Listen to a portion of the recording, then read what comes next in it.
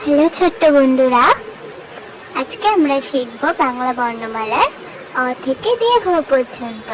তাহলে চলো আমরা শুরু করি। প্রথমেই আমরা শিখব অ। অয়ে অজগর আসছে তেরে। এরপর আমরা শিখব আ। আয়ে আমটি আমি খাবো পেরে। এবার আমরা শিখব হস্যই। হস্যইতে ইঁদুর ছানা ভয়ে মরে। এবার আমরা শিখব দীর্ঘই। দীর্ঘইতে ঈগল পাখি পাছে ধরে। এরপর আমরা শিখব হর্ষৌ। হর্ষৌতে উট চলেছে মুখটি তুলে। এবার আমরা শিখব দীর্ঘৌ। দীর্ঘৌটি আছে ঝুলে।